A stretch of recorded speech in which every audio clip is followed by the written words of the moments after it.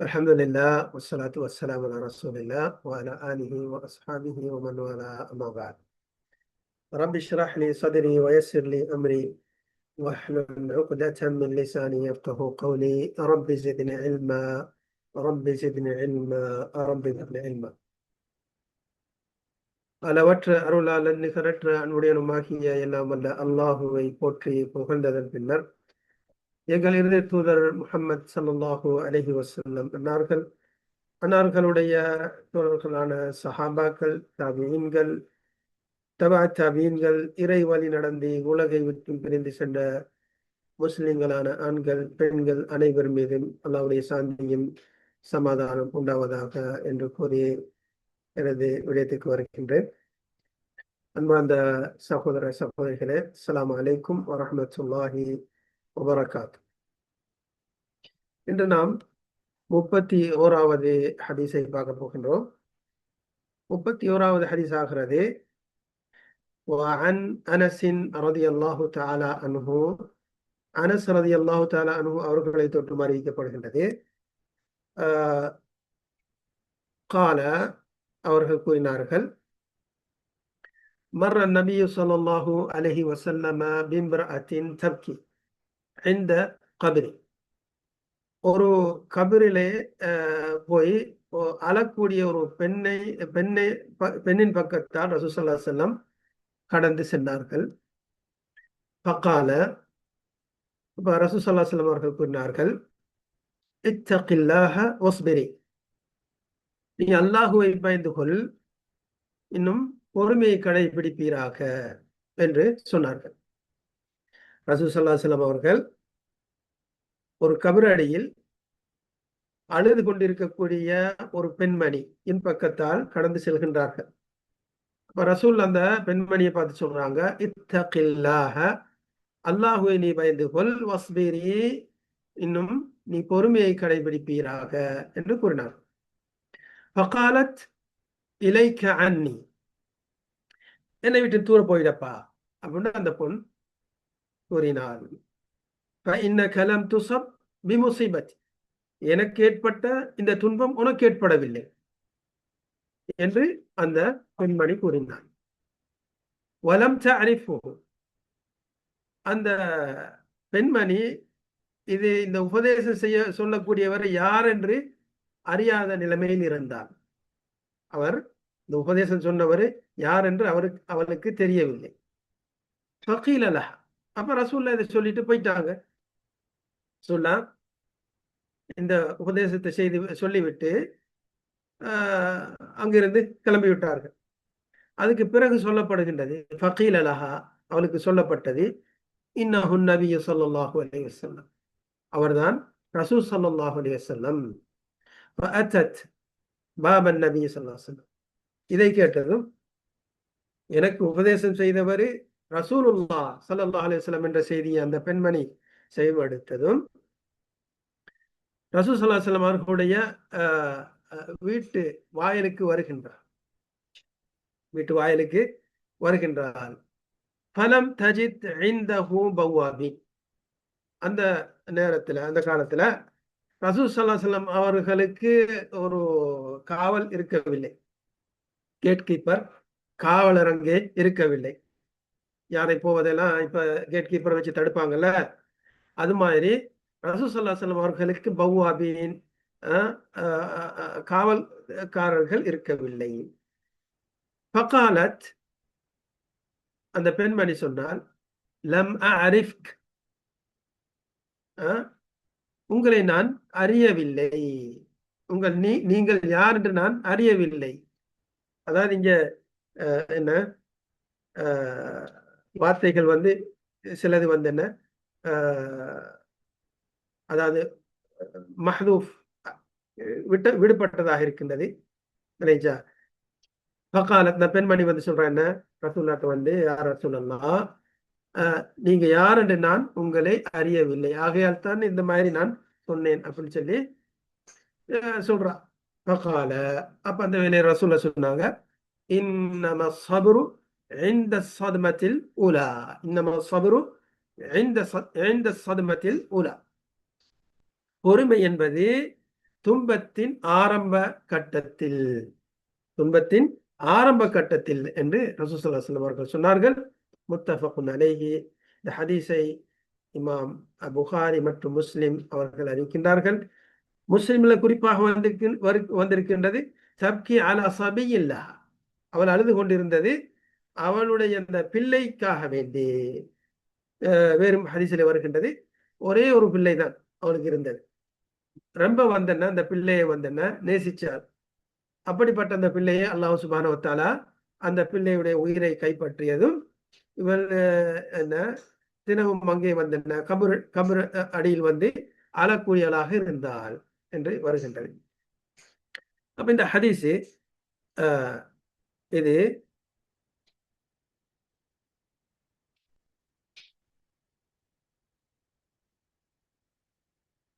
இந்த சபர்ந்து நாம் இந்த ஹதீஸில் நாம் பெற்றுக்கொள்ளக்கூடிய செய்திகள் என்ன கேட்டால், முதலாவது சபர் என்பது, பொறுமை என்பது துன்பத்தின் ஆரம்பத்திலே இருக்க வேண்டும். ஒரு துன்பம் ஏற்பட்டு விட்டால், இன்னல் கஷ்டம் துன்பம் ஏற்பட்டு விட்டால் அதனுடைய ஆரம்ப கட்டத்துல பொறுமையை நாம கடைபிடிக்கணும். சரிதானே? அதான் சொல்றாங்க அஸ்ஸப்ரு அல்லது யுஸாபு அலைஹில் இன்சான் ஹுவ அன் யஸ்பிர அவ்வல மா துஸீபுஹுல் முஸீபா. ஷேக் ஹுசைமின் அவர்கள் கூறுகின்றார்கள் இதற்கு விளக்கம் கூறும்போது, அதாவது பொறுமை, அந்த நன்மை கிடைக்கக்கூடிய பொறுமை இருக்குது, பொறுமைக்கு அல்லாஹ் அளவின்றி வழங்குகின்றான் என்றெல்லாம்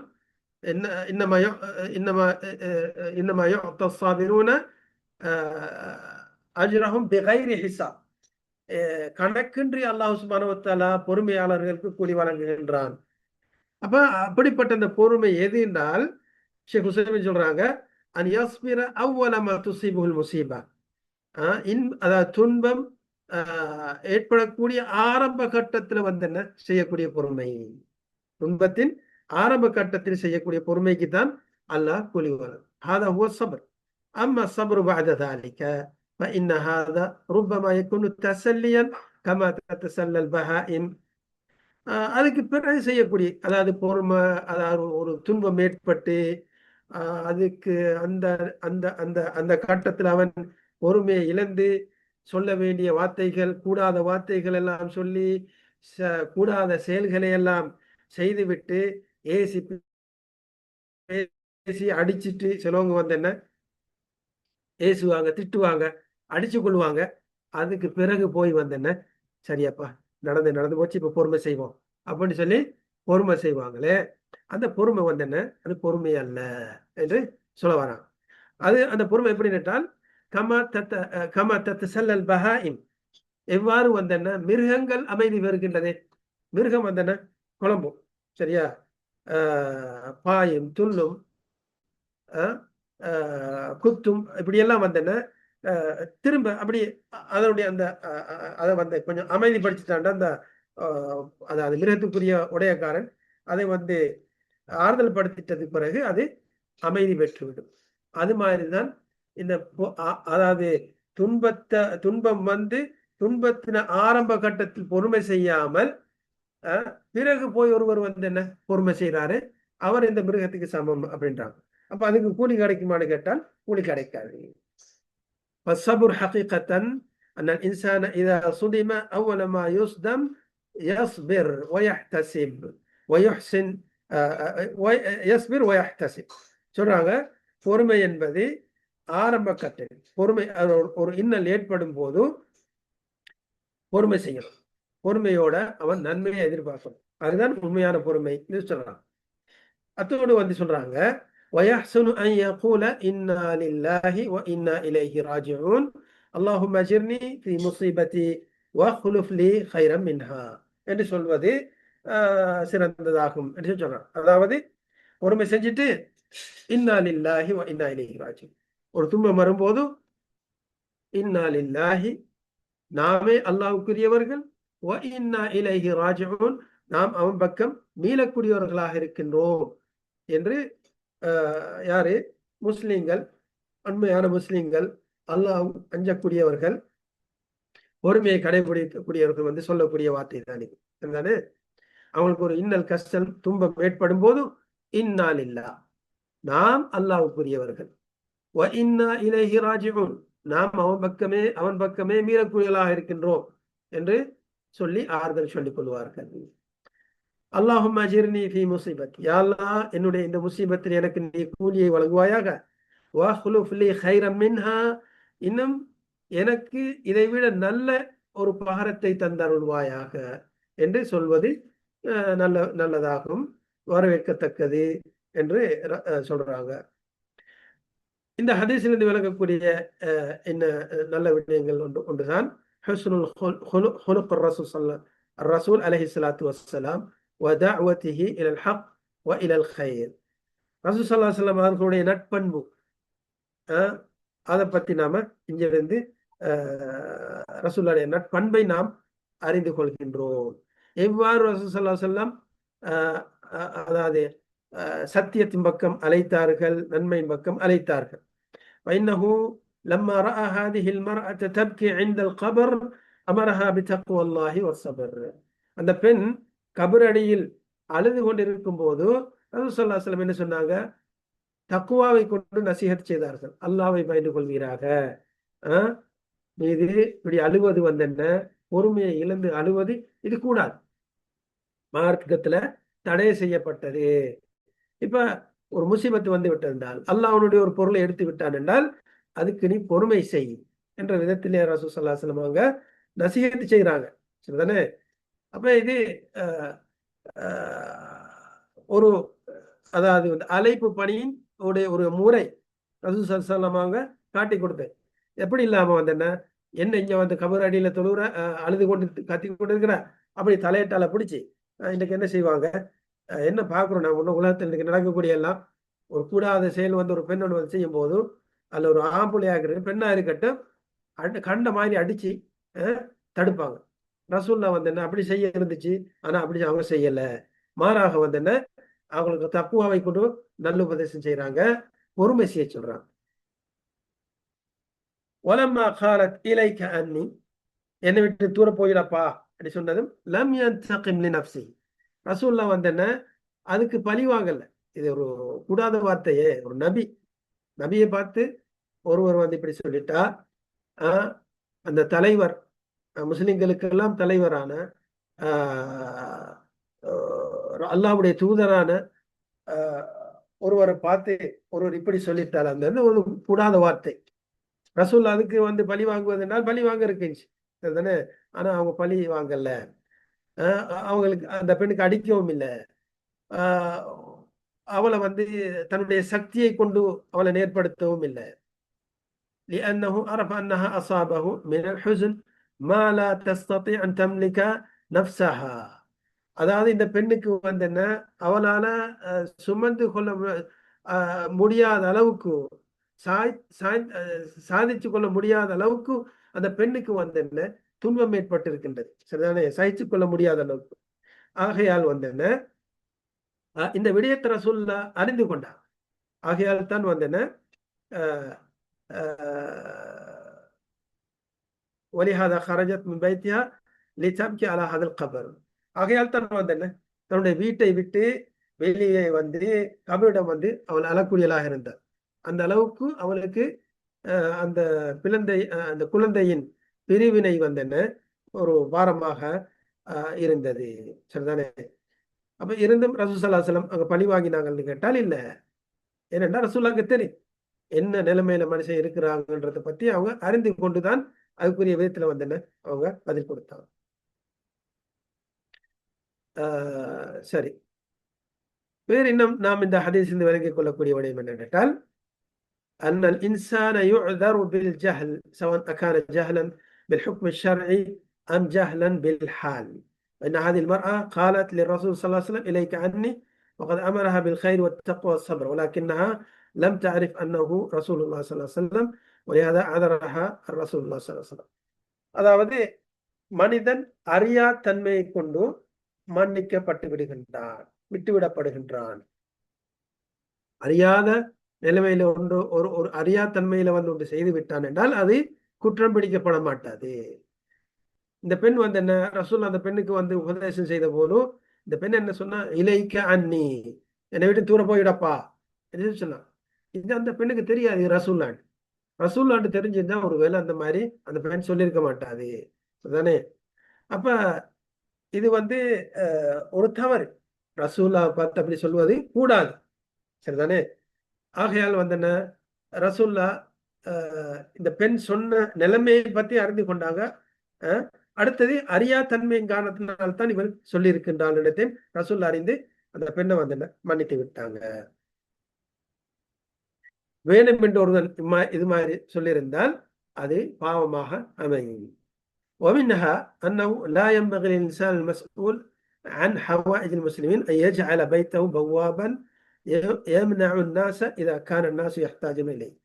அப்போ இந்த ஹதீஸில் நம்ம பார்த்தோம் ஒரு செய்தி என்னென்றால், அந்த பெண் சொல்றாங்க, அந்த அந்த அனஸ் ரலியல்லாஹு தஆலா சொல்றாங்க, அந்த பெண் வந்த போது ரசூல் ஸல்லல்லாஹு அலைஹி வஸல்லம் கூட வீட்டுக்கு வந்த வேளையில அங்கே பவ்வாபீங்கள் இருக்கவில்லை, கேட் கீப்பர்மார் அங்கே இருக்கவில்லை, அல்லது காவக்காரர்கள் அங்கே இருக்கவில்லை என்று அனஸ் ரலியல்லாஹு தஆலா சொல்றாங்க. அப்ப இந்த ஷேக் ஹுசைன் சொல்றாங்க வந்து, முஸ்லிம்களுடைய தேவைகளுக்கு பொறுப்பான ஒரு மனிதன், முஸ்லிம்களுடைய தேவைகளுக்கு விவகாரங்களுக்கு பொறுப்பு சாட்டப்பட்ட ஒரு மனிதனுக்கு ஆகுமாகாது வைத்தகும் பவ்வாக்க, அவனுடைய வீட்டுக்கு முன்னால் ஒரு காவக்காரரை வச்சு வரக்கூடியவங்களை வந்து தடுப்பது கூடாது என்ற விஷயம் இந்த செய்தியிலிருந்து நம்ம அறிந்து கொள்கின்றோம். இன்னைக்கு என்னண்டா, ஒரு பெரிய மந்திரி, மாட்டு தலைவர் அப்படி இப்படியாக இருந்தால், அல்ல ஒரு செல்வந்தராக இருந்தால் ஒரு காவக்காரன் இருப்பான் கேட்ல, சரிதானே. வாரவங்களை வந்து விட மாட்டாங்க, என்னப்பா ஏதுன்னு சொல்லி விசாரிச்சு பார்த்து அந்த மனிதனுக்கு தேவைப்பட்டவனாக இருந்தால் தான் உள்ள அனுப்புவாங்க விசாரிச்சு. சரி, இப்படியெல்லாம் ஒரு முஸ்லிம்களுடைய விவகாரம் ங்களுக்கு பொறுப்பு சாட்டப்பட்ட ஒரு மனிதன் அவன் வந்து என்ன தனக்கு இந்த ஒரு இப்படித்தான் கேட் கீப்பர் எடுத்துட்டு வரக்கூடியவங்க எல்லாம் வந்து என்ன திருப்பி அனுப்புவது இது வந்து கூடாது சொல்றாங்க. இல்ல இதற்கான இன்சானு யக்ஷா மின் கத்ரத்தின் நாசி வ இர்ஹாக்கின் நாஸ், இருந்தாலும் அதாவது இப்படியே கேட் கீப்பர் ஒன்று இல்லாம விட்டு விட்டால் மக்கள் வந்து என்ன தொந்தரவு செய்வாங்க, மக்கள் அதிகம் வந்து குமிவாங்க, தொந்தரவு. அதாவது வந்து ஒன்றுமே, அதாவது வந்து பலர் வந்து பலதை வந்து என்ன பல நேரத்துல வருவாங்க, நேரங்காலம் அவங்க குறிப்பிடாத ஒன்றும் அவங்க பார்க்க மாட்டாங்க, இவங்க தூங்குறாரு அல்லது வந்து வணக்க வழிபாடுகள் இருக்கிறாரு, அல்ல நாட்டு வேலைகள் இருக்கிறாரு, ஈடுபட்டு இருக்கிறாரு எல்லாம் கவனிக்க மாட்டாங்க பொதுமக்கள். தேவையுள்ளவங்க வந்து என்ன வந்து அங்க வந்து தொந்தரவு செய்வாங்க. அப்படி அந்த அச்சம் இருந்தால் என்ன ஒரு கேட் கீப்பரை வைத்துக் கொள்ளலாம் என்று ஷேக் ஹுசைன் சொல்றார்.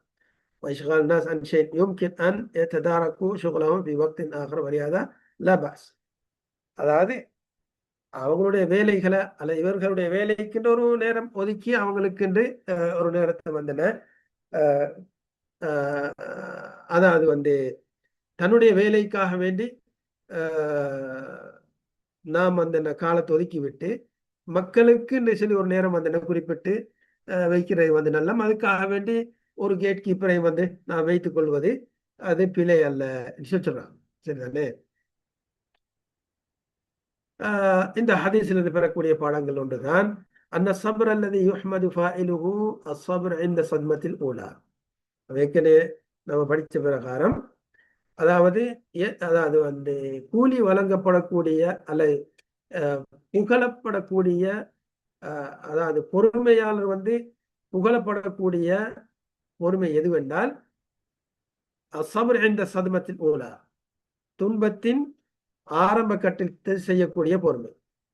யஸ்புல் இன்சான் வயஹ்தசிப், அந்த கட்டத்துல வந்து என்ன அவன் பொறுமை செஞ்சு நன்மையை எதிர்பார்க்கணும். வயலம் அன்னல்லாஹ அன்ன லில்லாஹி மா அகத வலஹு மா ஆதா, அடுத்தது எடுத்துக்கொண்டதும் அல்லாஹ்வுக்குரியது, கொடுத்ததும் அல்லாஹ்வுக்குரியது என்றத ஒரு மனிதன் அறிந்து வைத்துக்கணும், அதுதானே. செல்வத்தை தந்தவனும் அல்லாஹ், பிள்ளை செல்வத்தை கொடுத்தவனும் அல்லாஹ், அதை எடுத்து விட்டான் என்றால் அதுவும் அல்லாஹ்தான், அல்லாஹ்வுக்குரியது. கொடுத்ததும் அல்லாஹ்வுக்குரியது, எடுத்ததும் அல்லாஹ்வுக்குரியது. وأن كل شيء عنده بأجل مسمى. அல்லாஹ்விடத்துல வந்தேன்னா ஒவ்வொரு பொருளுக்கும் ஒரு குறிப்பிட்ட காலம் இருக்குது, குறிப்பிட்ட தவணை இருக்கின்றது. சரிதானே? அந்த தவணை வந்து விட்டால் அந்த பொருளை அல்லாஹ் எடுத்து விடுவான், பொருளை எடுத்து விடுவான் என்று முஸ்லிமான ஒவ்வொருவரும் இந்த உண்மையை மனதிலே உறுதியாக ஆழமாக பயந்து கொள்ள வேண்டும். சரியா? செல்வம் வந்துச்சென்றால் அது அல்லாஹ் கொடுத்தது. செல்வம் வந்ததென்றால் அந்த செல்வம் யாரு கொடுத்தது? அல்லாஹ் கொடுத்தது. தன்னுடைய அறிவாலேயோ தன்னுடைய ஆற்றலாலேயோ அல்லது வந்தன வேறொரு வழியாலே இல்லை, மாறாக வந்தன அது கொடுத்தது வந்து அல்லாஹ். சரியா? அந்த அந்த பொருளை எடுத்துக்கொண்டான் என்றால் அதுவும் அல்லாஹ்வுக்குரியது. எடுத்தது வந்து யாருக்குரியது? அல்லாஹ்வுக்குரியது. அதை எடுத்து விட்டான் என்றால் அதுக்காக வேண்டி நாம கவலைப்படக்கூடாது. அடுத்ததாக அன்னல் புகா இன்தல் கபர் யுனாஃபி ஸப்ர். கபர்ல போய் கபரிடம் போய் அழுவது இது பொறுமைக்கு நேர் மாற்றமானது. பொறுமைக்கு நேர் மாற்றமானது. ஆகையால் ரசூல் என்ன சொன்னாங்க? இத்தகில்லாஹ், நீ அல்லாஹ்வை பயந்து கொள், வஸ்பிரி, பொறுமையை நீ கடைபிடிப்பீராக என்று சொன்னாங்க.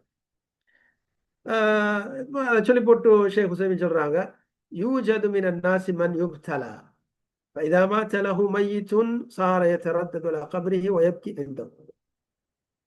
இன்னைக்கு மனிதர்கள்ல நாம சிலவங்களை பார்க்கிறோம், இந்த அதாவது வந்து சோதனைக்குள்ளாக்கப்பட்டவங்க.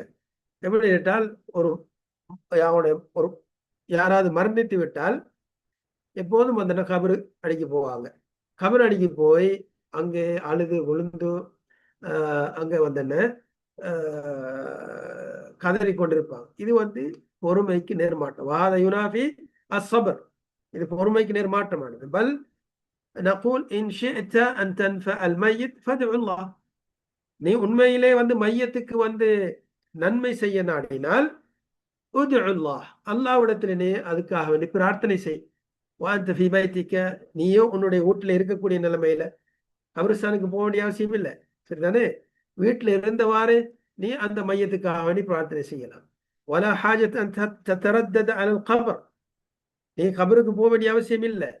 لأنه يجعل الإنسان يتخيل هذا الميت دائما في ذهنه ولا يغيب عنه وحينئذ لا ينسى المصيبة أبدا. சரியா? அப்ப வீட்டில் இருந்து எப்படி பிரார்த்தித்தால் சரியா, இந்த நேரம் வந்து அந்த மையத்தை வந்தவன் நினைவு கூற மாட்டான். சரியா? இப்படியாக வந்தன காலப்போக்கில் வந்து அந்த அந்த அந்த அந்த துன்பத்தை வந்து அவன் மறந்துடுவான், அந்த முசீபத்தை அவன் மறந்துடுவான். அப்படி இல்லாம கபருக்கு சென்று வர தொடங்கினால் அந்த முசீபத்தை இப்போ சிந்தனை இருந்து போகாது. இது யாருக்கு சொல்றாங்கன்னுட்டால், கபரை தரிசிப்பது வந்து கபரிஸ்தானத்தை தரிசிப்பது வந்து சுன்னத்து. கபரு தரிசிப்பது வந்து என்ன, அதாவது வந்து மன்னரை தரிசிப்பது வந்து சுன்னத்தாக்கப்பட்டிருக்கின்றது. ரசூலுல்லாஹி ஸல்லல்லாஹு அலைஹி வஸல்லம் சொல்றாங்க வந்து என்ன, குந்து நஹைதுக்கும் அன் ஜியாரத்தில் குபூர், கபர்களை தரிசிப்பதை விட்டு உங்களை நான் தடை செய்தேன். ஃபஸூருஹா, தற்போது நீங்கள் அதை தரிசியுங்கள். ஃபஇன்னஹா துதக்கிருல் ஆখিরা, ஏனெனில் இது உங்களை மறுமையை நினைவூட்டும் என்று ரசூலுல்லாஹி ஸல்லல்லாஹு அலைஹி வஸல்லம் சொல்றாங்க. அப்ப மறுமையுடைய நினைவுக்காக வேண்டி கபரிஸ்தானுக்கு செல்வது இது ரசூலுல்லாஹி ஸல்லல்லாஹு அலைஹி வஸல்லம் அவர்களுடைய வழிமுறை. சரியா? அப்ப இங்க அந்த ஷேக் ஹுசைமின் வந்து தடுக்கிறாங்களே, யாரா சொல்றாங்க, இந்த இப்படிப்பட்டவங்க எப்ப பார்த்தாலும் அங்க கபருக்கு போய்த்துட்டு அழுகுறது. சரிதா? அழுகிறது, அவர் அந்த அந்த அந்த செயல்கள், அவர் செஞ்ச அந்த செயல்கள் எல்லாம் நினைவு கூற, நீ அப்படி இருந்தாரு இப்படி இருந்தாரு என்று சொல்லி வந்து என்ன ஓலமிடுவது, இதெல்லாம் வந்து என்ன பொறுமைக்கு நேர்முரணானது. அப்ப இப்படிப்பட்டவங்களைத்தான் பார்த்து சொல்றாங்க ஷேக் ஹுசைமின், அவங்க கபருக்கு போகாம வீட்டில இருந்தே வந்து என்ன அவங்களுக்கா அந்த மையத்துக்காக வேண்டி பிரார்த்திக்கலாம். எங்கிருந்து நீங்க அதாவது கபருக்கு போய்த்தான் துவா செய்யணும் இல்லை, வீட்டில இருந்து பிரார்த்தித்தாலும் அதை அல்லாஹ் சுப்ஹானஹு வ தஆலா ஏற்றுக்கொள்கிறார். பள்ளிக்கு சென்று துவா செய்யுங்க, ஏற்றுக்கொள்வான். அப்ப இது கபருக்கு போனாத்தான் அந்த முசீபத்து எப்பவும் வந்து என்ன ஒட்டிட்டு இருக்கும். அப்ப இப்படியாக வீட்டிலிருந்து நீங்க பிரார்த்திக்கும் போது காலப்போக்கில் அந்த முசீபத்து வந்து என்ன மனசை விட்டு போய்விடும். குறிப்பாக இன்னொரு விஷயத்தை நம்ம தெரிஞ்சு கொள்ளணும். இப்ப இந்த பெருநாள், இது பெருநாள் தினம் சரிதானே, நாளைக்கு பெருநாள் இங்க வளைகுடா நாடுகள்ல, இன்னும் சில நாடுகள்ல வந்து என்ன ஸ்ரீலங்கா மற்ற நாடுகள்ல வந்து நாளன்னைக்கு பெருநாளா இருக்கும். அப்ப இந்த பெருநாள் தினங்களை வந்து குறிப்பாக எடுத்துக்கொள்வாங்க ஜியாரத் செய்வதற்காக சரிதானே. இதுக்கு எந்தவித ஆதாரமும் கிடையாது. இதுக்கு எந்தவித ஆதாரமும் கிடையாது. பெருநாள் நாளையில வந்து என்ன சந்தோஷமா இருக்கணும். பெருநாள் நாளையில வந்து துக்கம் கொண்டாடக்கூடிய நாள் அல்ல சரிதானே. ஆகையால் வந்து என்ன இந்த பெருநாள் தினத்தை முன்னிட்டு அந்த மரணித்தவர்களை சந்திக்க போவது வந்து அது நல்ல செயல் அல்ல. இதுல இப்படியா வந்து ரசூல்லா செஞ்சதாகவும் சஹாபாக்கள் ஏராளமாக இருந்தாங்க. அவங்க அப்படி வந்து பெருநாள் தினத்துல போய் வந்து என்ன கபரை தரிசித்தார்களா, தன்னுடைய சொந்தக்காரர்கள் மரணித்த சொந்தக்காரர்களை தரிசித்தார்கள் என்று கேட்டால் இல்லை சரிதானே. அப்ப இது வந்து சந்தோஷமா உண்டு உடுத்து சந்தோஷமாக இருக்கக்கூடிய நாள் தான் பெருநாள் தான். அல்லாஹ்வுடைய திக்ரை செய்து கொண்டு அல்லாஹ் சுப்ஹானஹு வ தஆலா அனைவருக்கும் நல்லமல் செய்வதற்கு தௌஃபீக் செய்வானாக என்று கூறி முடித்துக் கொள்கிறேன். وآخر دعوانا الحمد لله رب العالمين. السلام عليكم ورحمة الله وبركاته.